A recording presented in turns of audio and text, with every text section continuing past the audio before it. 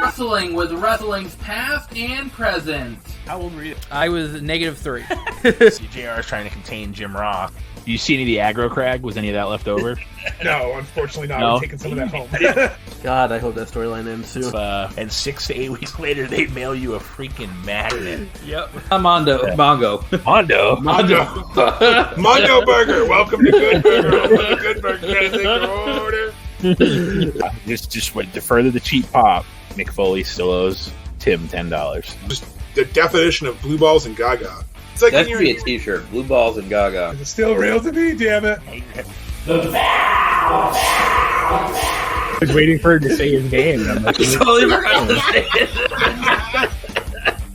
You give this fucking guy 1 week off, and now you add 2 words to the intro. Tim's like, I don't know what to do. I just don't know what to do. We've been doing the intro for 200 fucking episodes the same way. This was the most asinine shit that I've ever seen. Like, it just that was a storyline. A man ate his dog. Reason to come here and listen to ourselves talk. Absolutely. And then you can listen to us too.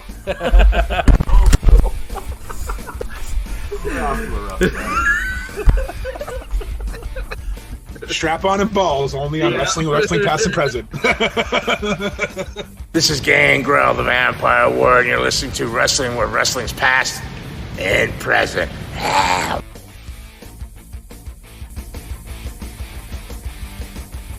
This is Wrestling with Wrestling Past and Present. I'm Roland Fulis. And I'm Mongo.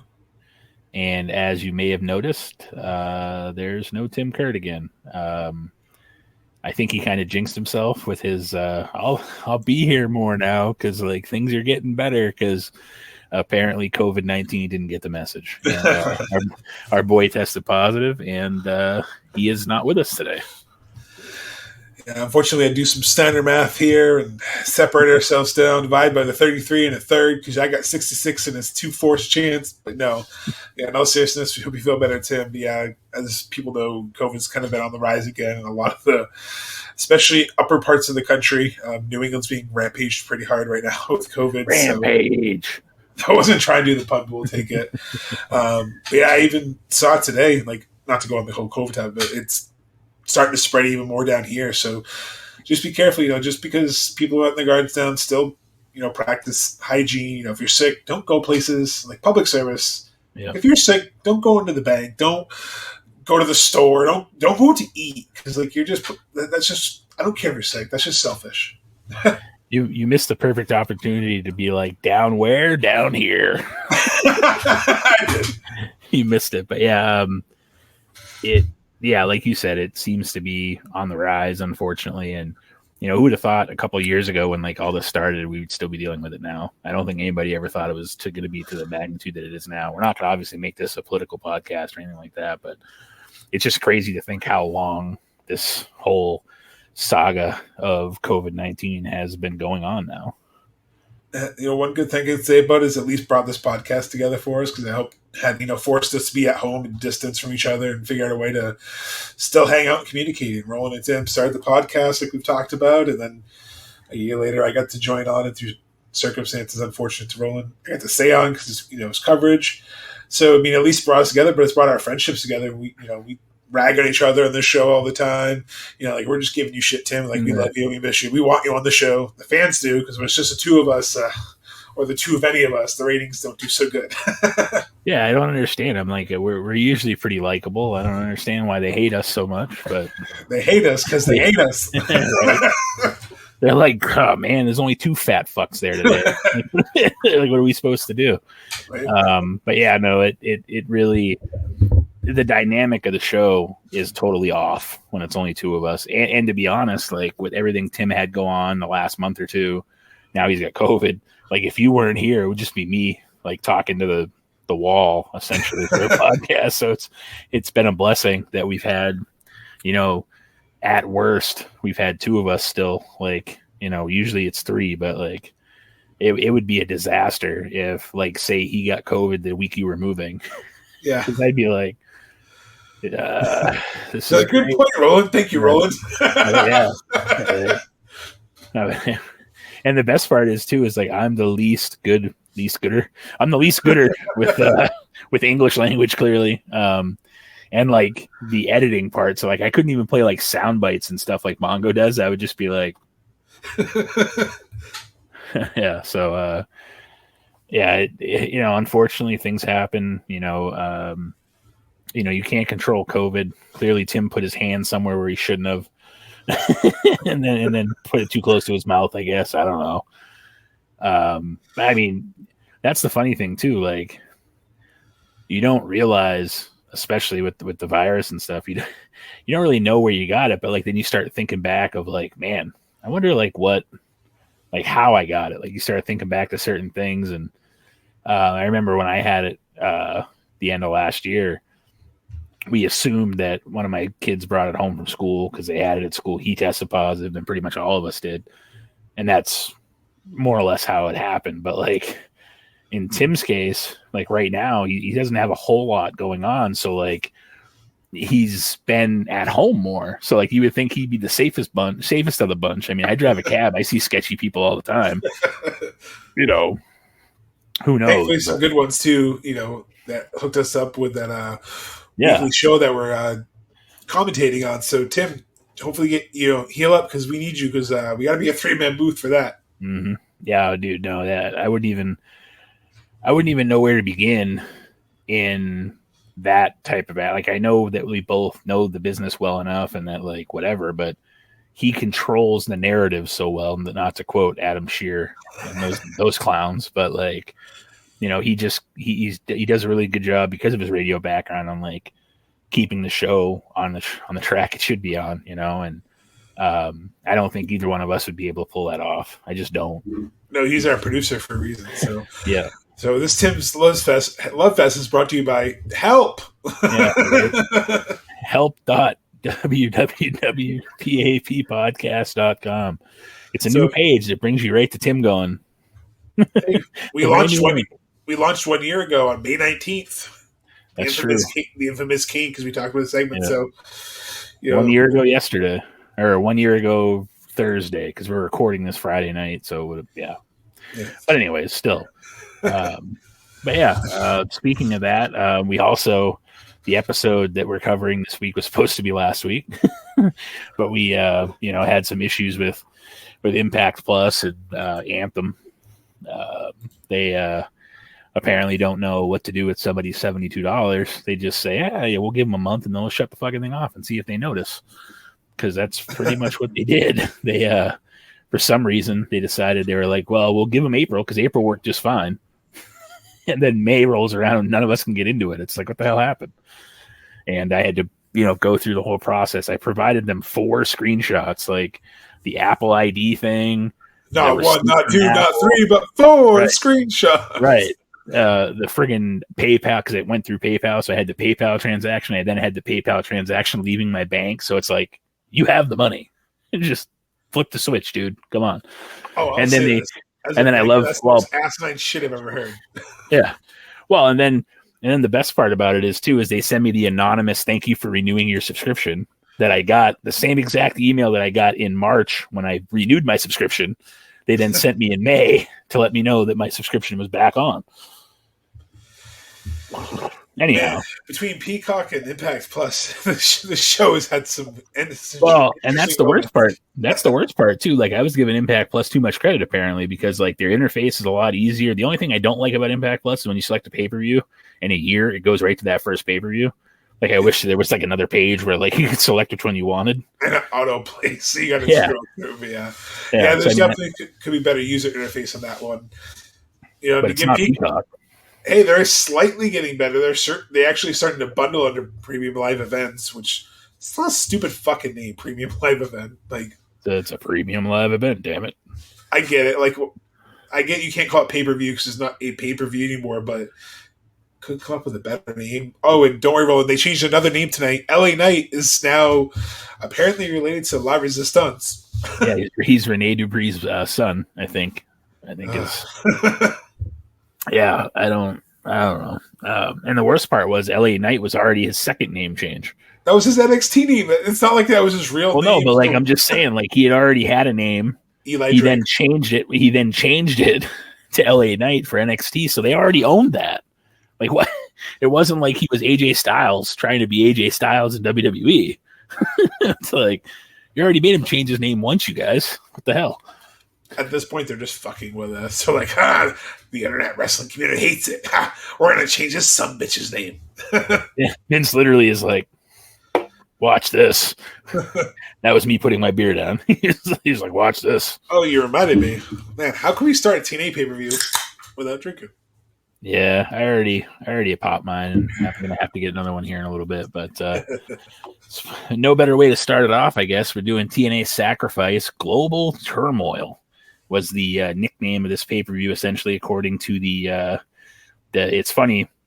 According to the DVD case, it has the Global Turmoil thing on the bottom. But the DVD cover, I will say that we found, is a less than stellar image of what looks like Christian's trying to force Abyss to do some gnarly things. It's almost like that Hogan Warrior meme that's out there. Very similar, and it's definitely not the picture we're going to use just because it looks really bad. I don't know why they would pick that picture to use. I mean, other than making Christian look like a badass, I guess. Oh, he's choking him with a chain, but yeah, it looks like he's trying to drive his head into his crotch, essentially, with a chain wrapped around it. Yeah, I don't know who their graphics guy was at that point, but I'm guessing they just fired him because, yeah, just Google Sacrifice 2006. Yeah.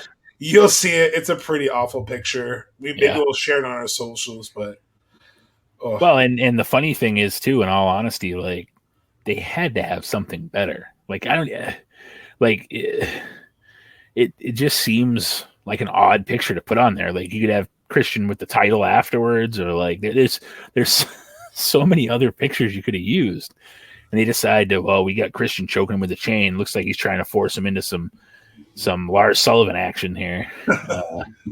So either that or you could be the Michael Cole of the joke too with Heidenreich, but something weird looked like it was going on.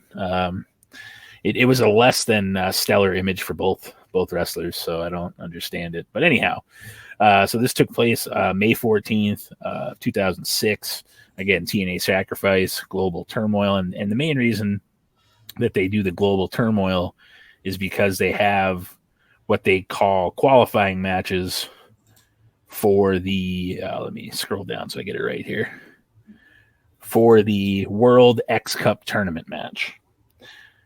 So not qualifying match, but they have a World X Cup tournament match, sorry. And that's what actually starts us off is we have Jushin Thunder Liger with all his buddies, Black Tiger, Minoru Tanaka, and Hiroki Goto, Mr. Roboto. I think it's Goto. Yeah, right.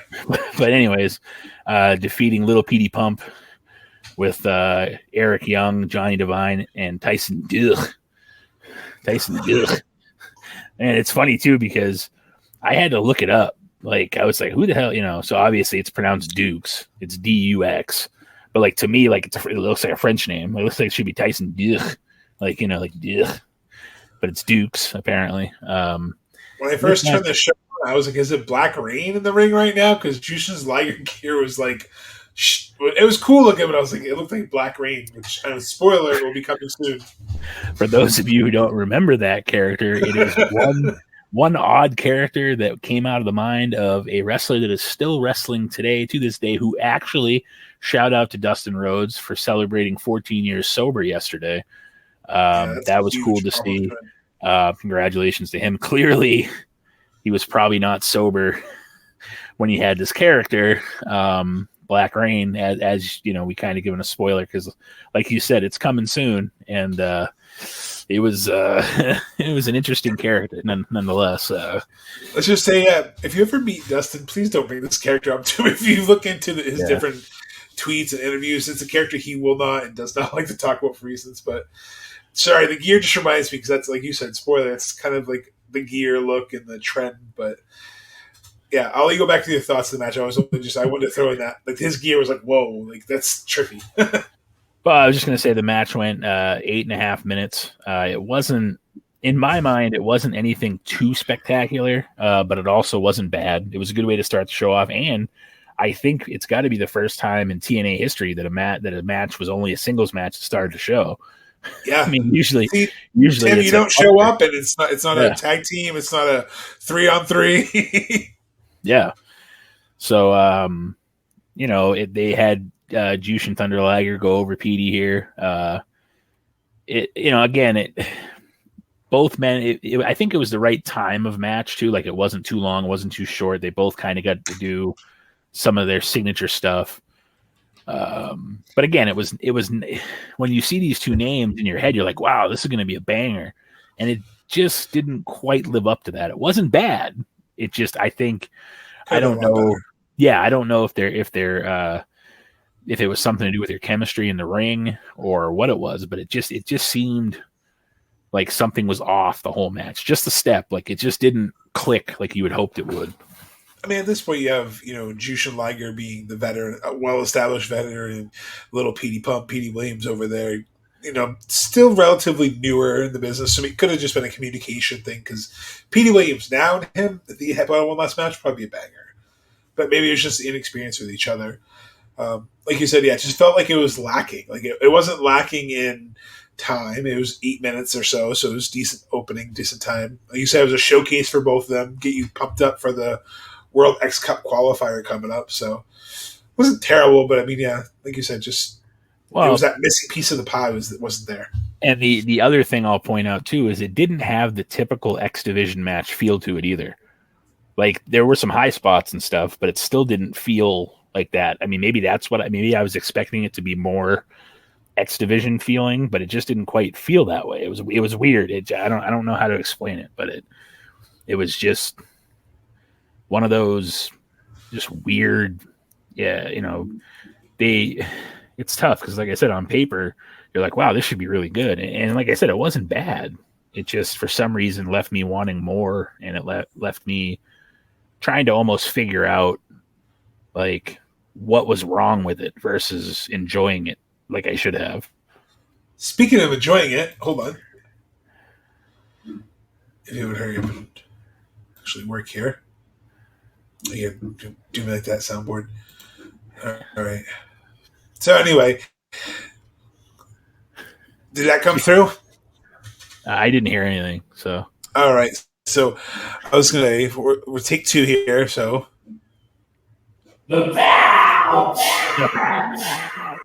guess who is not at this show that I am super happy about? Monty fucking Brown is not on this card. So, I think first time in history, I don't have to see Monty Brown.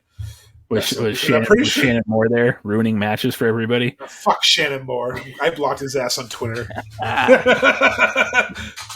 Speaking of that, by the way, we got blocked by fucking Ringside because we called them out. So, funny fact, I blocked Shannon Moore, but we got blocked by Ringside News. So we're still winning at life. Well, and then the even better part about it too was at one point it was funny because it was Wednesday because Mongo wanted me to comment certain things on, and I was busy, so I really couldn't.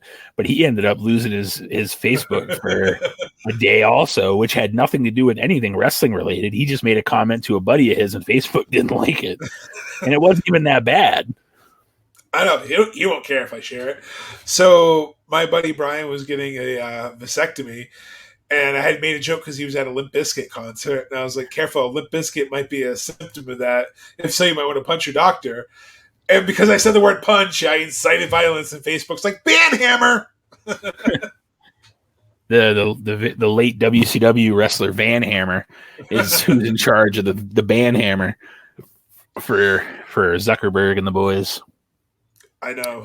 One of the worst parts is that, we might push a group post down. So if you guys aren't seeing our shit, just like it. Help me beat Facebook's stupid algorithm, because apparently you can't even joke about Hawaiian Punch on Facebook without them like, "Ooh, you're inciting violence." Like, there's no one you can appeal to. And, before we go real quick, I lost my first account because I was in a group for Patriots fans, and we called ourselves the Patriots, militia. But looking back, I'm like, oh, they probably thought we were a fucking militia. But still, like, it was clearly a fan page. If you look at the page, it was like all the NFL Patriots team.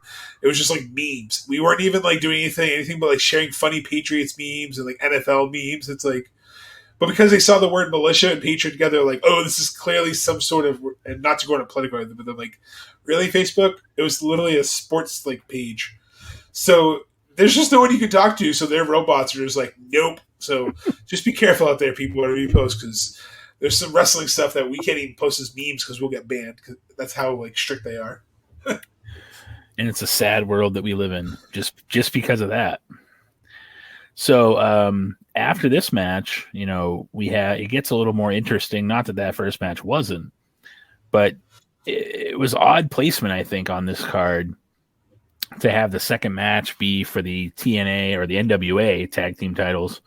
The champions, America's Most Wanted, Chris Harris, James Storm, friend of the show, James Storm, defeated the phenomenal AJ Styles and the Fallen Angel, Christopher Daniels, Wildcat Chris Harris, Cowboy James Storm. I just wanted everybody to get all their nicknames in. I didn't want to. I decided to go nicknames on AJ, so I went back. But I say weird placement because it was the NWA Tag Team Championships, and it was like a 16-minute match. So like this match felt like it should have been like second to last or like third to last, not second on the card. And especially when your next match involves A1, Tim's favorite character, A1 stakes all time, and Larry Zbyszko and Raven. Like it's like how do you send that out after the NWA when you have four?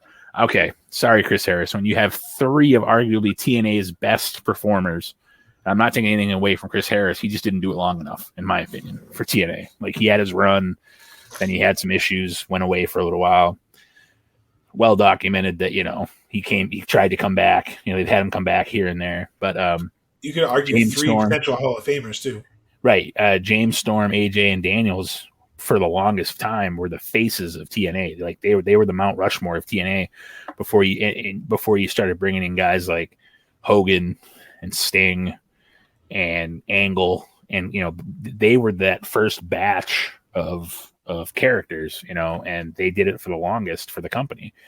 So yeah, like I said, weird placement. This match was a fantastic match. I will say that anytime you have AJ and Daniels out there, whether they're fighting each other or fighting together, it's always going to be a good match. I don't know.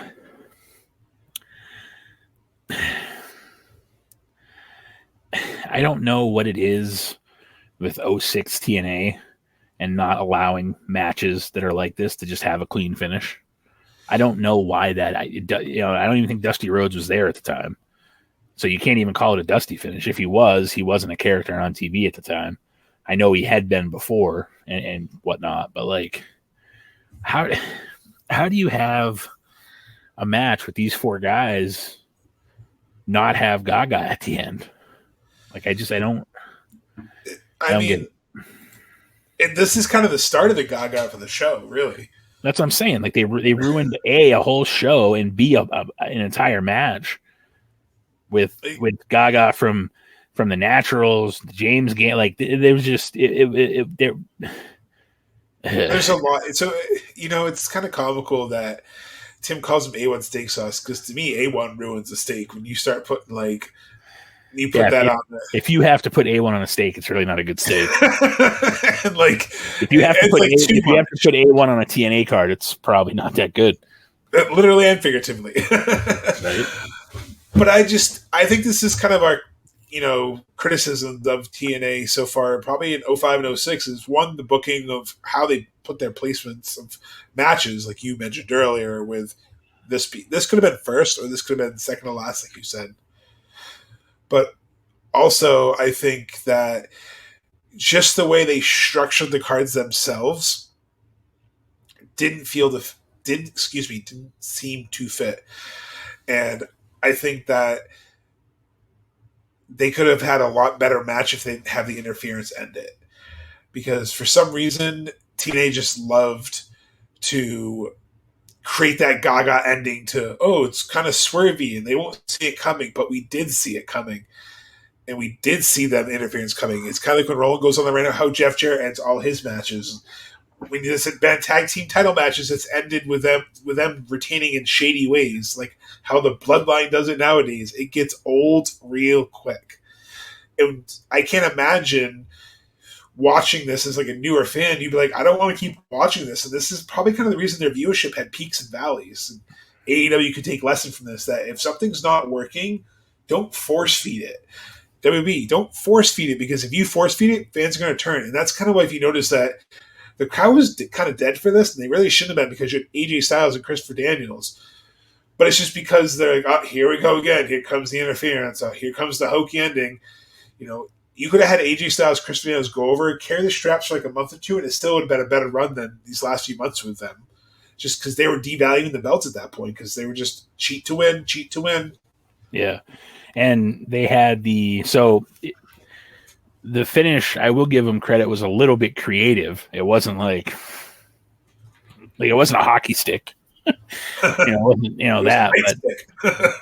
I mean, and it was a little bit refreshing to have it be different. You know, it comes from the rafters essentially versus, barred from ringside. Well, they weren't really at ringside; they were up there. So I will give them credit. At least it wasn't like here comes Scott D'Amore with a hockey stick. I wonder what he's going to do with that. Oh, he cracked him in the back with it. Holy shit! Or here comes Jarrett with a guitar. I hope he's not going to play Ring of Fire by Johnny Cash. Oh no, he hit him with it. You know what I mean? Like, I will give him credit. It was at least somewhat not predictable, but again, the Gaga with the nightstick, it was a decent twist, but it also kind of ruined what could have been a really good match. Yeah. And I wish I had my phone at that one, because you just froze too, like I did last week. But you froze at the hockey stick moment, and you're like, "Yeah, that would have been a good one." But no, I agree. Like it was such a solid match. Like the tag team moves they were hitting each other were great. Like at one point when they do that, like flip over Bronco, like head buster, whatever they call it, where it's like you grab the headlock and go down for a reverse DDT while your partner's flipping over. Like they had really good chemistry and made them look fluid. But then the Gaga just ruins, like, oh, couldn't have a clean finish. I know they just didn't know how to protect their stars, or they just didn't know how to get cheap heel heat. There was something. There's got to be a reason for this. So if anyone knows, make sure you follow us at WWPAP Podcast and tell us. Gonna need this for the next match. Yes, you are. Today's unofficial sponsor of the podcast is Stoneface Full Clip. Tastes a lot like regular Stoneface IPA. I'm not really sure what the difference is, to be honest with you. Maybe a little Stoneface, we're full of shit. Yeah. No, I mean, to be fair, Stoneface IPA, their regular beer, the one that's in the green can, this is kind of like a bluish green, but the one that's in the green can is like one of my favorite beers. This is good. It's also 6.5 APV versus 7.2. And to be honest, so this is a New England IPA. The other one's just an IPA. Other than this one being a little bit smoother, maybe, I don't really taste the difference, guys. I hate to break. So it's kind of like the Jushin Liger match for you. It's good. It could have been better. It could have been different. I mean, that's my thing. I was expecting kind of different, and it's a lot of the same. So it's kind of like the TNA finishes. Could have been different, but a lot of the same. It's good. Don't get me wrong. But yeah, I don't. I had never seen it before, and like I said, it's good. I just don't know. I don't know what the real difference is from the regular IPA to this one. But anyhow, so the opposite of good's coming up. Yeah.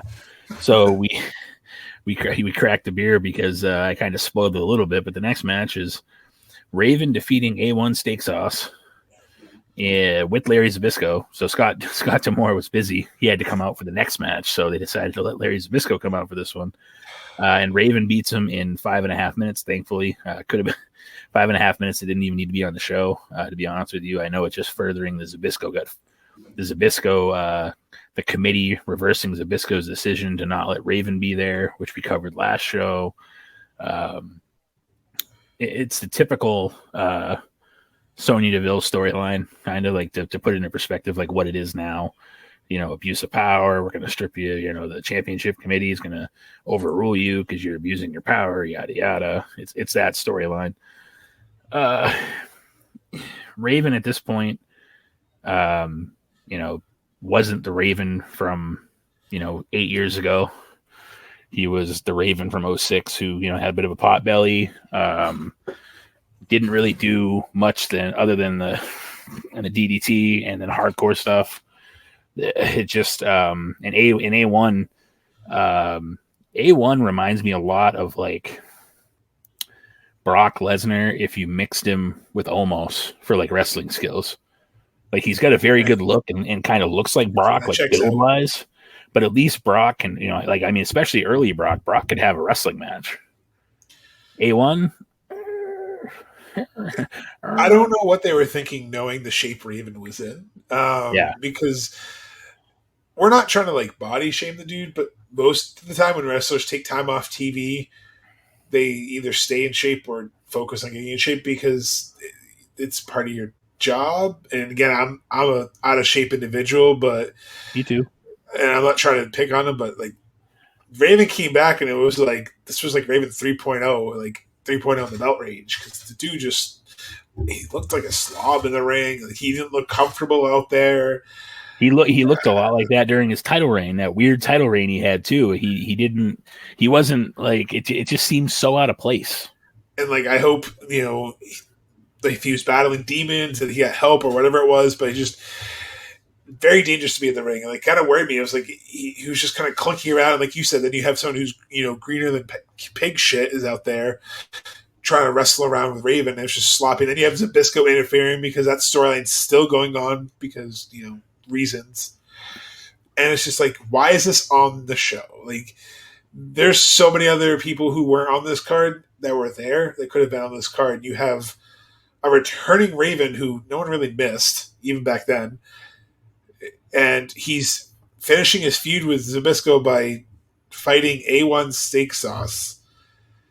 And they're not really going to wrestle. They're just going to kind of awkwardly shove each other around and do weird like ass bump things and get a hardcore pop here. And Raven looks like he's about to throw up from breathing hard in the corner. Like it's sad. Just skip it. Like it's just sad. Oh, it wouldn't be an episode without Roland on mute. And this is the first time in like 3 episodes though, so he's done good. It's because Tim wasn't here, and I figured I'd get away with it, but I'll go through me under the bus anyways. But it's well, I was like, shit, if I want to say something, he hears himself just fine. He's not gonna know. You should have been like, even like them. Next but yeah, time so full disclosure, I had to burp from my beer, so I figured I would save that from the recording, and then I just never turned it back on. So the biggest issue with me for this is, again, it followed the NWA Tag Team Championship match.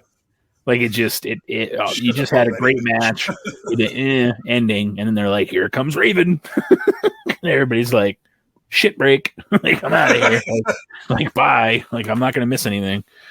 Let's go see shirts in the parking lot. Right. Even fucking what's his name can't sell those shirts.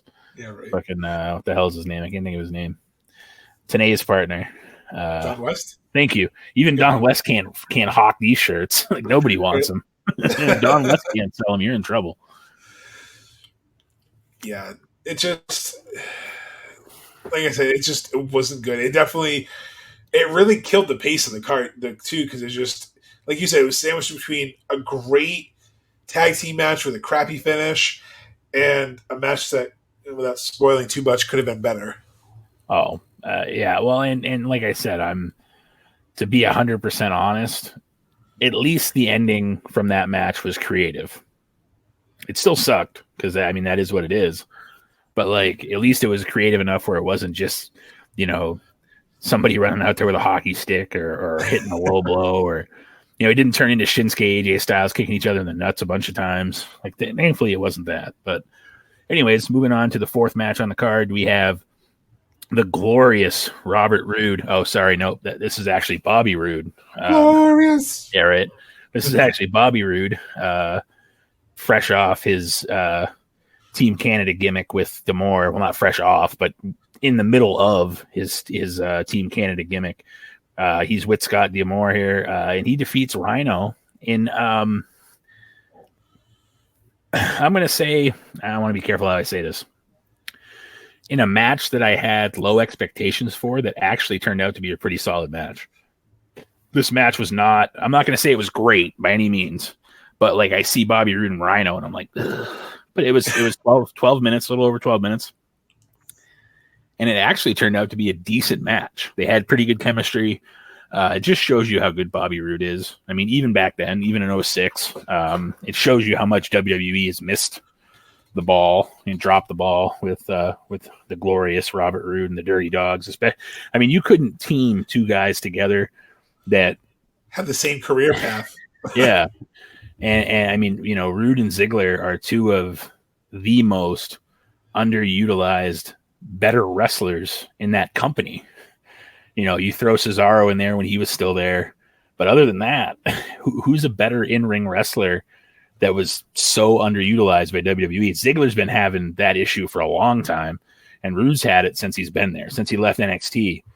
You know, it seems like, you know, we joke about this all the time, but name a wrestler that came from NXT specifically that turned out to be any good or have a good run and that is still relevant now. Like homegrown? There really isn't one. There really isn't one, to be honest. They were all kind of out there in Ring of Honor, like well, Seth even Rollins, if they came, but I mean, he was in NXT, but like just like the last 3 to 5 years, probably Kevin Owens will be in there, right? Yeah, I mean maybe KO and even Sami Zayn to some degree, but like Finn to a degree, but Vince cools him off. Yeah, well, and they all, I mean, look what they're doing with Tommaso Ciampa. Oh, sorry, Ciampa. We can't have two names. I think it should start. Goddamn pal.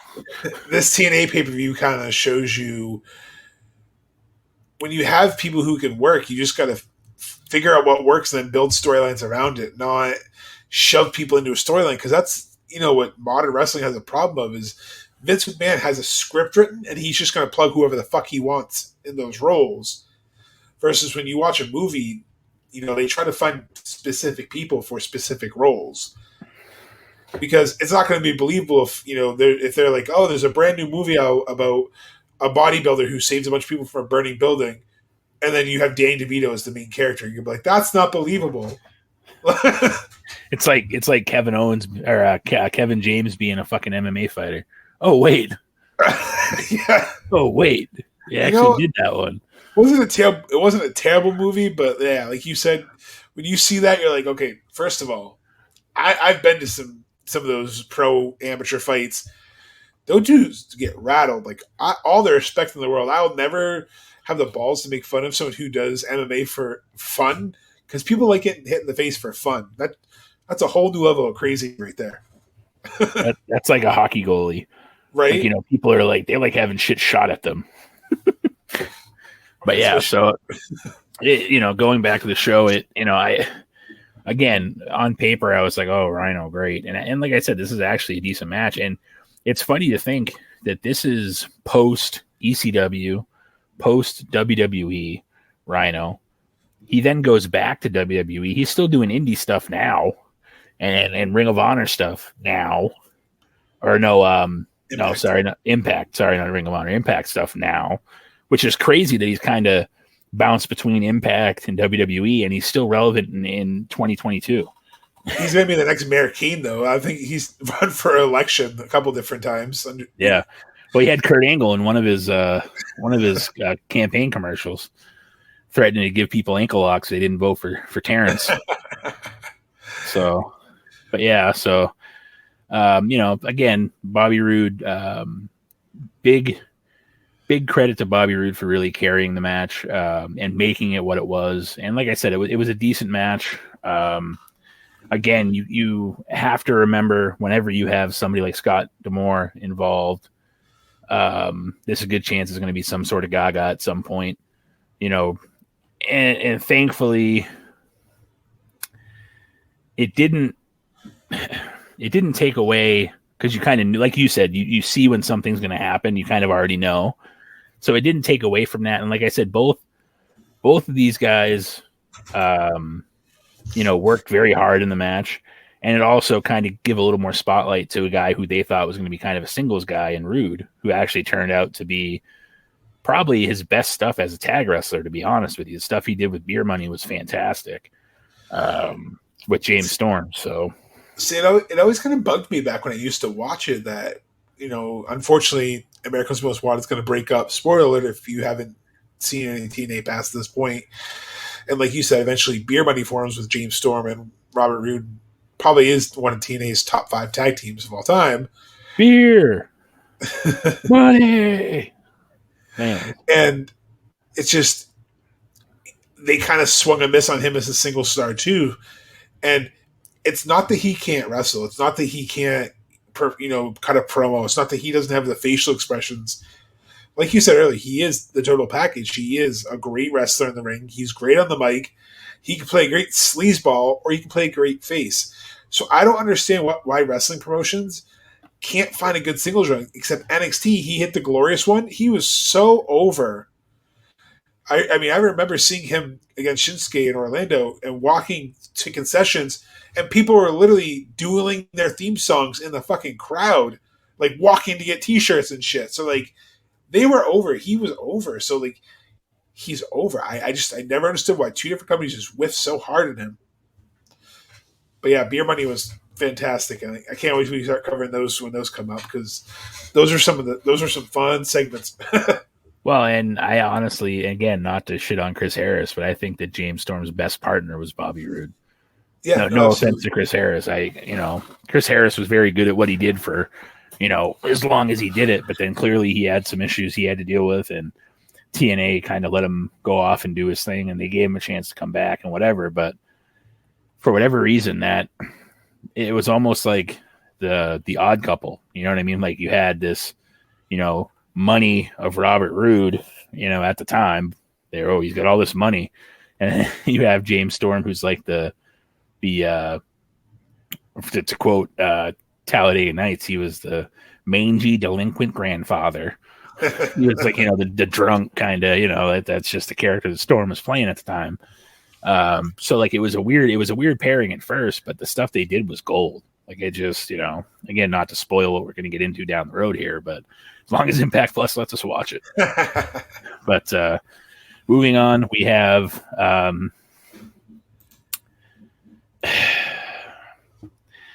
the New Age Outlaws against the Dudley Boys, but we have it in TNA 06. So, of course, it can't be the New Age Outlaws and it can't be the Dudley Boys. It has to be the James Gang before they became VKM and Team 3D. Before, Bubba became a pretentious douchebag. A bully, sorry. It just that's his name, huh? Yeah, it just fell out. Sorry, fuck. But yeah,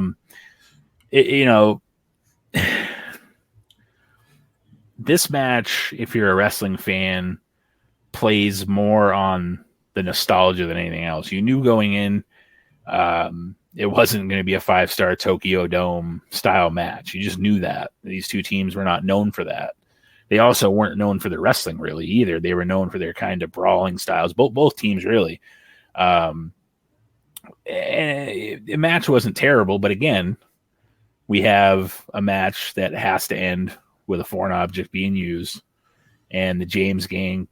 And I get that it kind of protects Team 3D a little bit, but James Gang end up picking up the win when BG cracks Devon, I believe, in the head with a lead pipe, and they end up getting the win.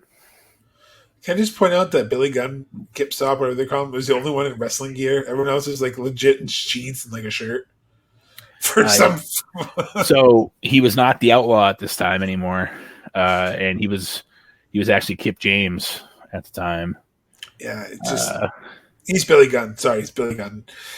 But it was like, wow, he's the only one in wrestling gear. Yeah, this is legit. Looks like they're going to a concert. They're going to see Judas. Going to see the performance of Fozzy putting Judas on the stage.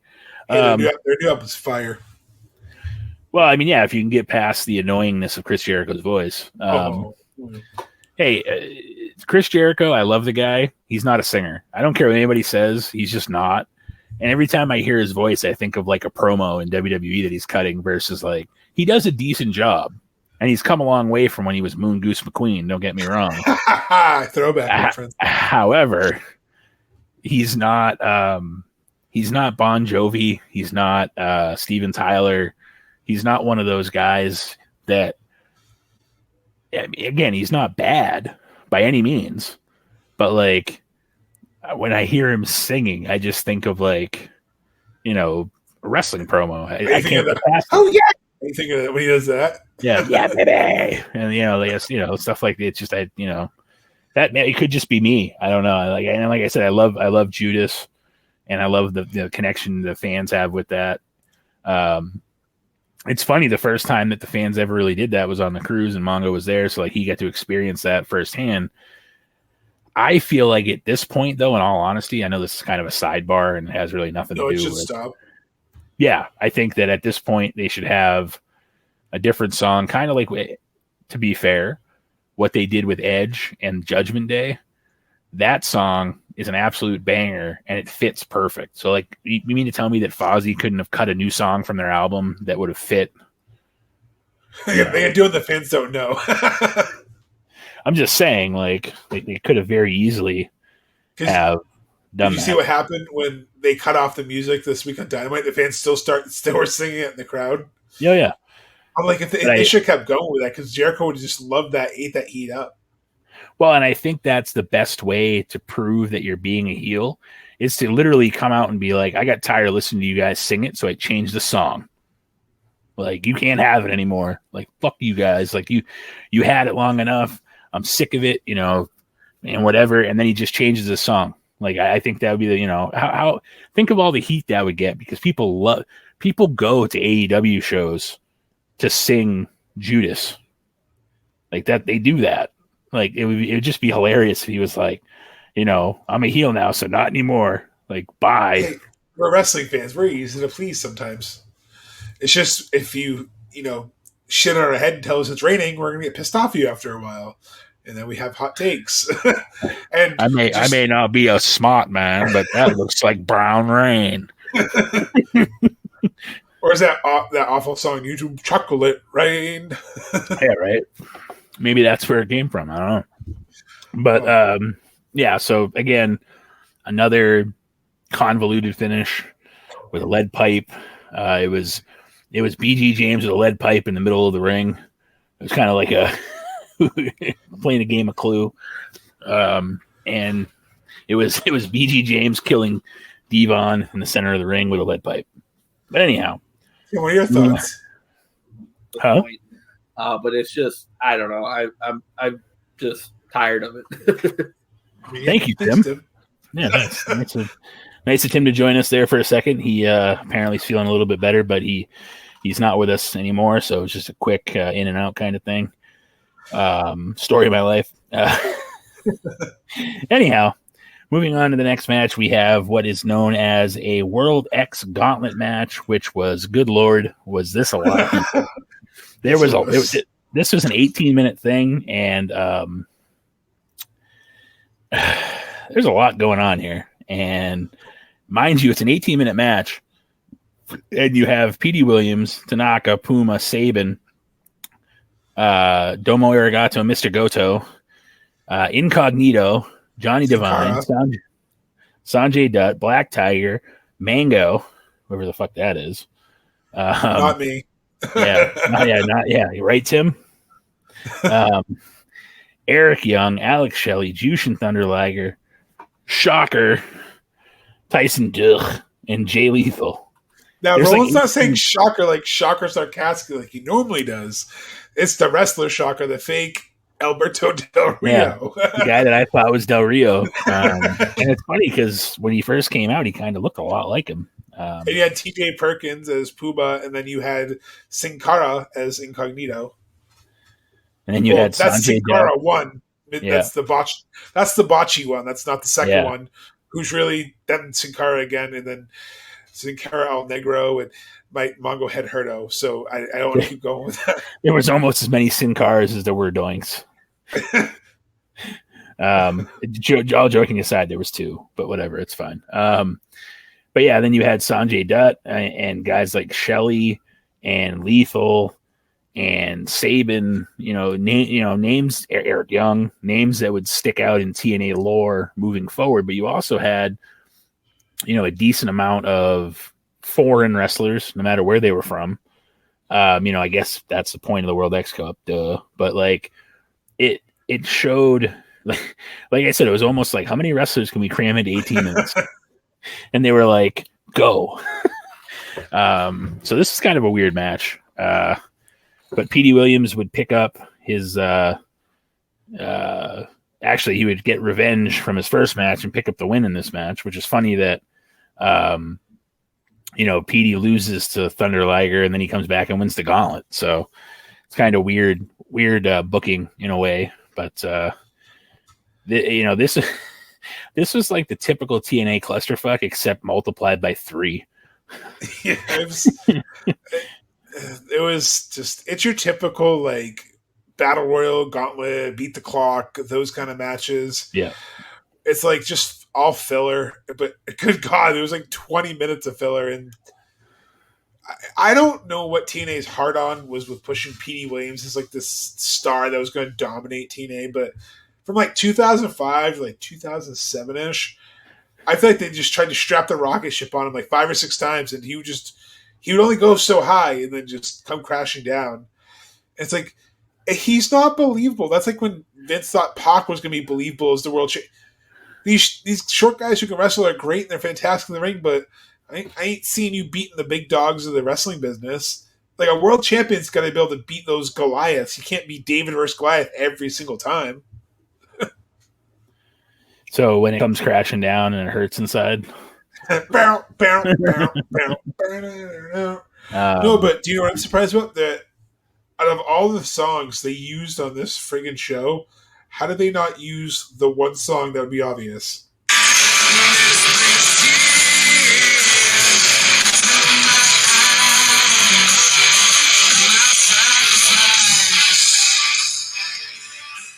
As Tim would say, cut that off so we don't get a copyright strike. But yeah, how is that not a song on this show? Tim's not here. Yeah, no, it's almost like a no-brainer. I mean, when did that song come out? Oh, that's got to be at least 99, 2000. That's what I'm saying. So it's not like it wasn't there. But yeah, so yeah, again, 18 minutes of 16 or 17. I've counted it twice. I've got 2 different numbers. It's either 16 or 17. Yeah, I think it's 16. It was a lot of damn people. That's what it was. 1, it was just 2, 3, 4, a way to 5, showcase 6, everyone. 7, 8, 9, 10, 11, 12, 13, 14, Live 15, math here on the air, folks. 17. 17. I got 17 twice. So that's what we're going with. See, this is what happens when you don't use Common Core. We actually can count. Well, and it's tough because I'm looking at it in the full disclosure, the Wikipedia format.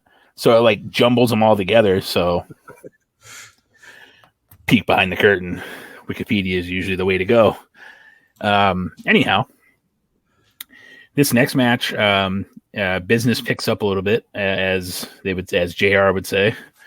I'm glad they didn't have JR trying to figure out what was right and was left this week, because we all know that the week before last he said that Jericho ate a right hand from the southpaw. William Regal. So there's that. Anyways, moving on to the next match, Sting and Samoa Joe defeat the team of Scott Steiner and Jeff Jarrett with Gail Kim in a tag team match, 14 and a half minutes. And it didn't end in Gaga. Well, kind of, but yeah, it didn't end in full blown like typical Jarrett Gaga. Yeah, it wasn't quite as it wasn't as much Jarrett Gaga as normal, I guess is what it left us wanting more Jarrett Gaga. It wasn't as clusterfuckery as some of the other ones. Yeah. And I mean, typical bad heel moves where Jarrett hits a low blow on Samoa Joe at one point in the match and stuff like that. Referee doesn't see it, hits the stroke. Joe kicks out, stuff like that. It wasn't as, typical Jericho finish, like you said, or Jericho. Sorry, Chris, I fucked that one up. Typical Jarrett finish, as it usually is for TNA at this time, because a lot of times, you know, Gail Kim would get involved, and then like that would be the finish. You know, all kinds of stuff. But this is when Samoa Joe was red hot, and the only way you could have them lose the match was by DQ. Or having Sting eat the pin, because you weren't going to have Joe eat the pin, and you don't want to have Sting eat the pin either. But it was interesting that Jarrett was beaten clean in this match by a muscle buster by Samoa Joe. I'm glad though. That's the right call. You know, it keeps Samoa Joe red hot. You know, Jarrett's slimy enough that he can take the pin, and then they play up the angle very well in the match and before the match of can Samoa Joe trust Sting? Can Sting trust Samoa Joe? Like, they played up that whole, like, can they? I know it's a wrestling cliche that we all hate. Like, can they coexist? But they did a good job of actually making you think that no, Samoa Joe is only out for himself. You know, he's not going to be able to partner with Sting. But hey, if it means a shot at Jarrett, it means a shot at Jarrett. And it was just interesting that they had the false finish of the stroke, and you thought, oh, here we go. Jarrett's going to go over Samoa Joe. There's his first pinfall, but he kicks out. So it showed that he survived, the move that put down other champions, put down other contenders. So they definitely helped build him up. And while on the note, the stroke, when the same thing the Miz does, stupidest fucking finisher. Like, I've always hated it. Like, they literally fall on their hands and knees half the time, so it's like, it looks more like just inconvenient than actually a finish. I don't know. That one that Logan Paul took looked pretty good. Logan Paul ate shit on that one. The Miz. I don't think he knew to put his hands down. He did not, and he had a bloody lip and everything. Like, he face planted pretty good. I will say that. But yeah, skull crushing finale, the stroke, whatever you want to call it. I like Jarrett's a little bit better because his was like almost a rocking chair before he did it. He was like, right. Whereas the Miz just does it. But I mean, yeah, they're both stupid moves. I agree. It is what it is. It's almost as dumb as Jarrett having the figure four and being, his finisher too at times. And it's like, Jarrett, can you get one of your own fucking moves? Like, oh no, I got one. It's a stroke. It's fantastic. You should see it. Like, stroke my ego, baby. Right. But yeah, it was refreshing to see Jarrett lose clean and not take, not win and not ruin the steam of Samoa Joe. It was, like you said, the right decision, the only decision they could make at the time that made any sense. And like I said, you're not going to have Sting eat the pin. And the only other way I could have saw anybody losing is you have Steiner eat the pin, because then it doesn't really matter either, because Steiner at this point is just a throw-in, really. Yeah, Big Papa Dump. Yep. Still looks like he's carrying fucking bowling balls down in the ring. Speaking of that, Tim's been bowling. I used to bowl, and I might be, if everything works out well, making a return this fall to bowling. So I might need Steiner to help me bring my stuff to the ring. So if anybody has his number, you can tweet it at me at www.papmongo, and he'll get it to me. Or obviously mine at Roland Pulis. But don't worry about giving it to Tim, because I don't want Tim stealing my bowling ball guy. So. Or at least if you want to say at TKURDT on air, if you want to send him well wishes, I'm sure he'd appreciate it. Yeah, I mean, I guess you could do that too. Yeah, that's all right. Don't give him the Steiner information. I kind of want to have keep that proprietary to Roland. Yeah, exactly. So yeah, moving on, getting away from the.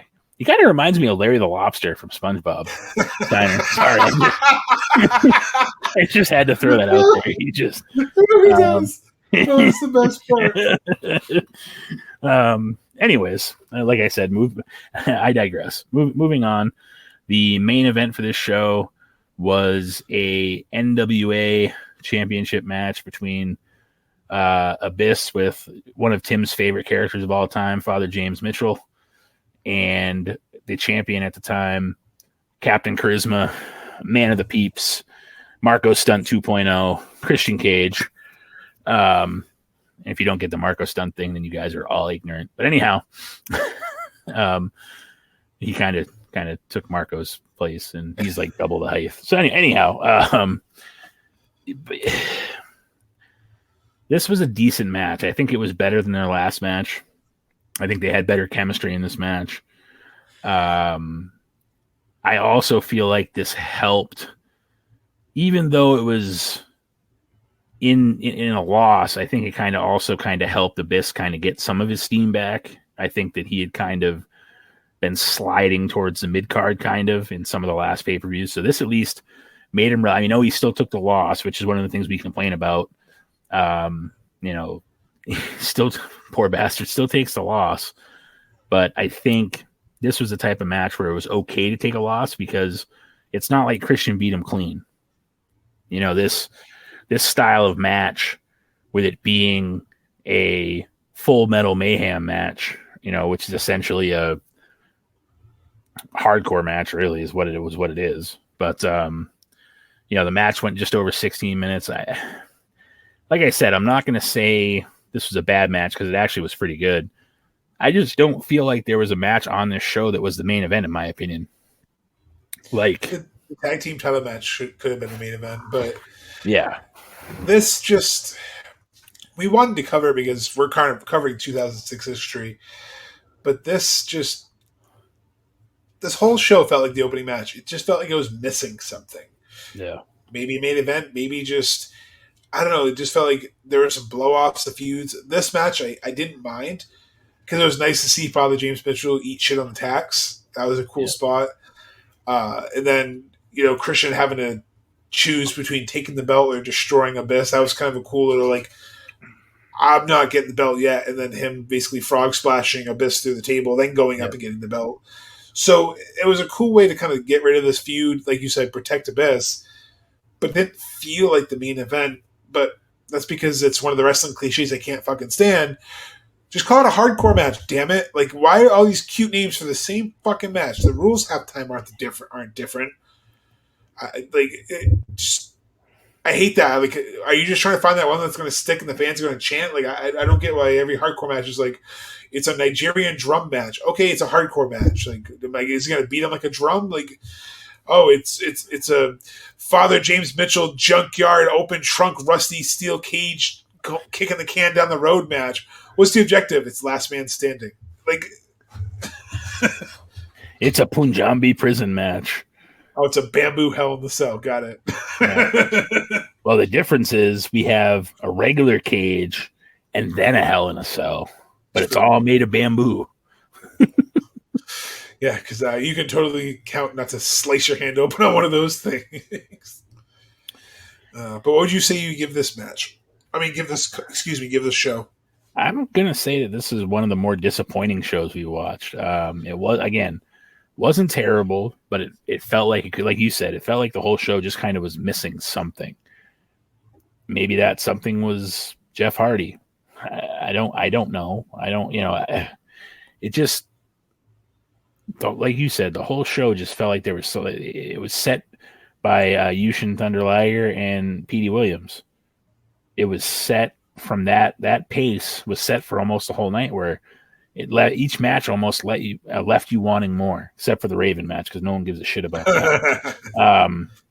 Sorry, Scotty. But yeah, I think honestly it's very MJF-ish. It's very mid. Yeah, probably like a 4.5, 5 to be fair. Just like you said, it's very mid quality. It's like if you're really excited to get Honey Nut Cheerios, but you actually get regular Cheerios, you're eating them. They're your breakfast. It's missing it. It's missing that honey. It's missing that sweetness. It was just there. But I'm glad we covered it because it's in the annals of history. I think that's the correct word. It's relevant to TNA, to keep covering because we want to make sure we cover their history proper because, down the road, their history gets really kind of murky and there's a lot of false rumors and innuendos why TNA failed. Now, I'm kind of curious to see from a second viewing, like what we can kind of discover, like what kind of trends did we see then, that we can maybe see now or see today. Yeah, I agree. That's a good way to put it because if we keep doing this year to year, following month to month, year to year, I think it's going to put into perspective how the roller coaster of TNA went. Like right now they're still kind of working on building that steam, and then you got to figure that when Angle finally comes in, it starts to get at that peak where it gets, especially with the Angle and Samoa Joe stuff they do and stuff, stuff like that. And then you kind of see it plateau a little, then you see it kind of dive again, then you see it come back up with like the aces and eights and stuff, which is actually relevant to Wes Briscoe and Garrett Bischoff actually kind of with D'Lo Brown kind of rebirthed the aces and eights last week, which is kind of interesting. See how that goes. See if they'll get Bully involved, or maybe it's only a short-term thing. But yeah, it should be nice to, because I watched it somewhat regularly. Then we lost it on TV for a little while, so I missed some stuff, and then I watched it again, and then we missed some stuff, and then it'd be on at like 2 a.m, so I wouldn't watch it because I'm not staying up to at that point we didn't have DVRs. So like, it's good to go back and watch it. Now what I like too about the newer stuff with Impact is they're smart. So they'll put Impact on at like 9-ish on Access, I think the channel's called. Yes. Then right after it's New Japan. So it's kind of nice to catch some of these older New Japan that, there's no really other way to watch it besides unless you have their app. So it's kind of nice that in this day and age with AEW, WWE, like there's other wrestling out there. And that's what we want to focus on too. That's what I'm excited to hopefully get a library, because I want to keep expanding, because wrestling's such a wide product that we don't have to just go down the WWE rabbit hole, because we know, trust me, our rating show, you guys don't really want to listen to too much WWE either. So we want to try to bring you what we can, and we want to try to bring you different. So that's why another reason why we love doing TNA. Roland had this idea almost 2 years ago now, like we should do TNA monthly, and it's been working out great. Yeah, as long as they let us watch what I fucking paid for. There's never a problem, But yeah, no, I think that this was the only way to do it. If you're gonna, excuse me, there's the burp. I didn't want to mute it because I didn't want to stay muted by accident. So you can thank Mongo. You can tweet Mongo at www.papmongo and thank him for the burp that I left in there. But yeah, it was one of those things where you guys seemed to like it, and I figured the only way to do it, and it lined up perfectly, was to do it that way, because every 06 matches up with 2022, 07 matches up with 2023, so we may as well just keep and it gives us a good relevancy, because it is far enough back for us to revisit it, but it's also, there's a lot of guys that are still active on this show from 06 today. Definitely. That being said, I think I'm out of, both my beers are empty, so I think it's about time to sign off. Next week, we are going to be doing our Double or Nothing predictions. So Tim, you're going to have to catch up on. Tim doesn't even listen to this when we don't record, so I don't even want to. We tried to do something nice for him with the picking on him and doing the sound things, and he didn't even listen to it. Fucking guy. So you know what? If you do listen to this one, Tim, fuck you. Okay? How's that sound? Anyways, he's not going to listen to it, so it doesn't matter anyways. So I can say whatever I want. I would say something about your parents, but they're great people, so I'm not going to do that.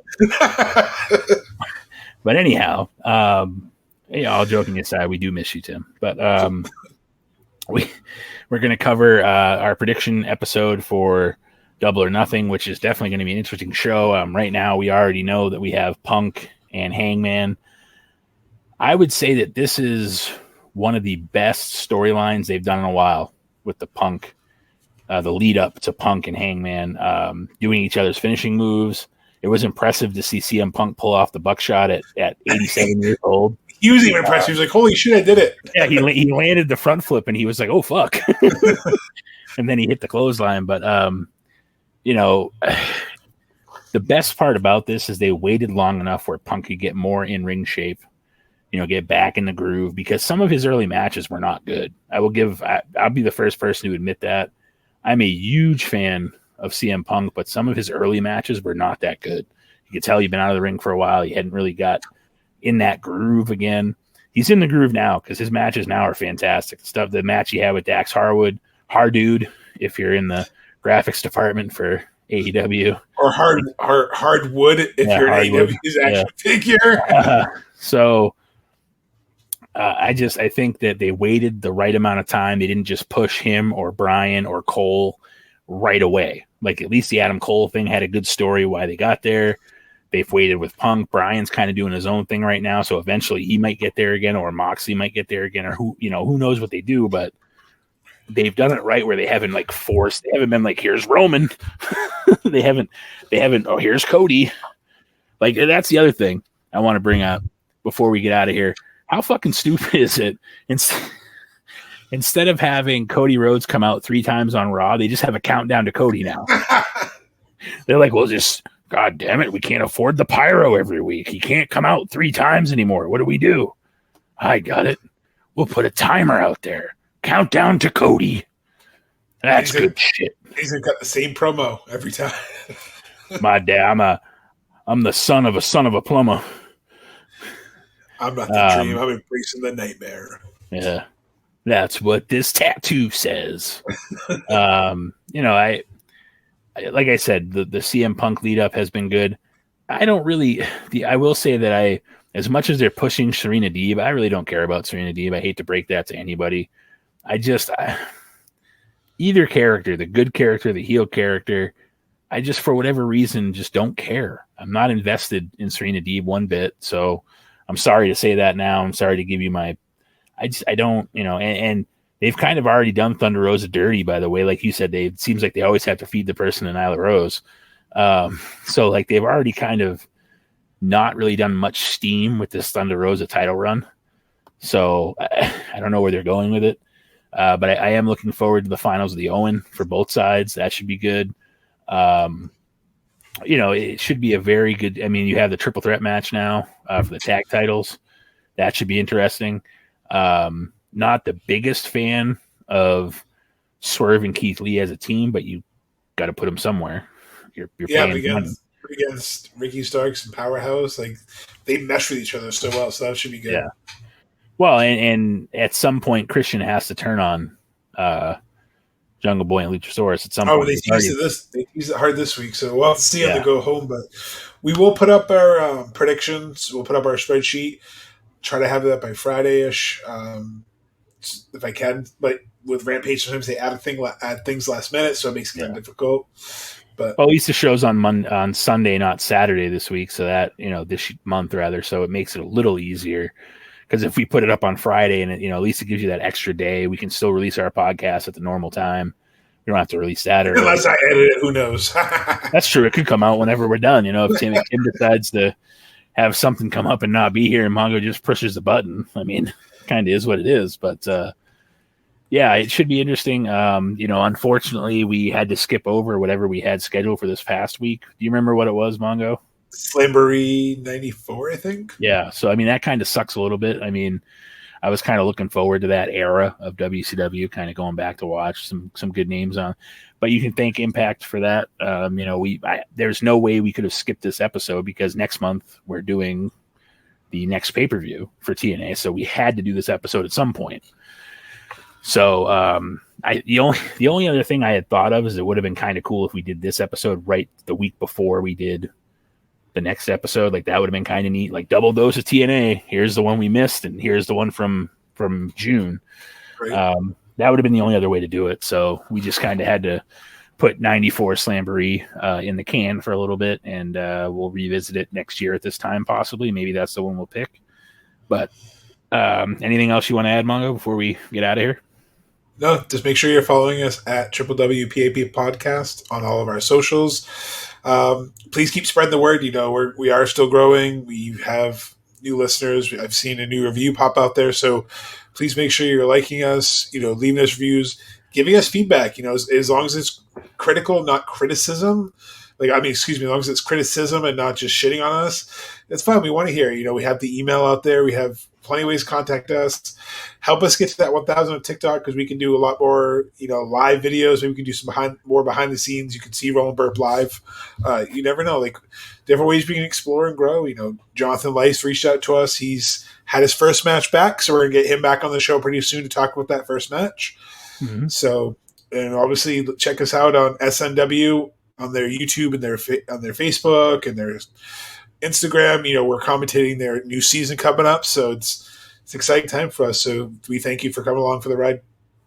And I almost got Jonathan Life to spoil that too. I almost put him in the spot too, where he was like, I can't really say it. And it's like, damn, we almost had the exclusive. But yeah, definitely looking forward to having Tim back. Hopefully next week.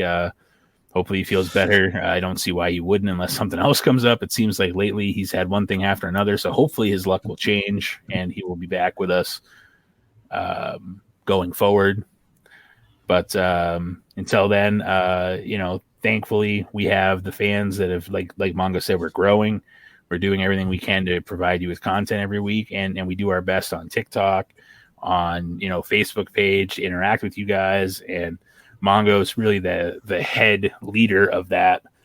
So again, without him, we wouldn't have as much as we do. So selfless plug for Mongo. I think that if you guys interact on the Facebook page, 9 times out of 10 it's him. Sometimes it's me. Tim, you could join in if you wanted to at some point. But most of the time it's Mongo. It's one of us, yes. Yeah. So, but yeah, we do our best to interact with the fans, and like Mongo said, you don't have to be. You can interact with us without being a jerk, and for the most part, everybody does. They have their own opinions. We kind of go back and forth a little, and it's good. But every now and again, we get that one douche who just has to say stupid stuff. Just don't do that. You know what I mean? If you have something like that to say, don't even bother. Just move along. You know what I mean? We don't want to have stuff blocked. We don't have stuff taken down. Mongo can barely stay on Facebook right now. Right. He's getting himself in trouble for saying the word punch, or verbally threatening a friend of his doctor, essentially. And it wasn't even Isaac Yankum DDS, right? But there's probably some Yankum, but yeah, well, see, that was a perfect segue right there. I also, it wouldn't be an episode without thanking my mom. Thanks for listening, Mom. Thanks, Linda Highland. Yeah, this episode should be at least to your liking. It's only going to be like an hour and 15 minutes, so it won't be too bad. But until next week, hopefully Tim's back with us. Enjoy your week. Have a safe weekend. Have a good week. Enjoy, all the wrestling content we have coming to lead up to Double or Nothing. We'll have the 2 shows coming up for AEW leading up to it, so they should be good shows. So until then, I'm Roland Fuelis. And I'm Mongo. And this has been Wrestling with Wrestling's Past and Present. Tim, sorry about your damn luck. I hope you're all having a nice day.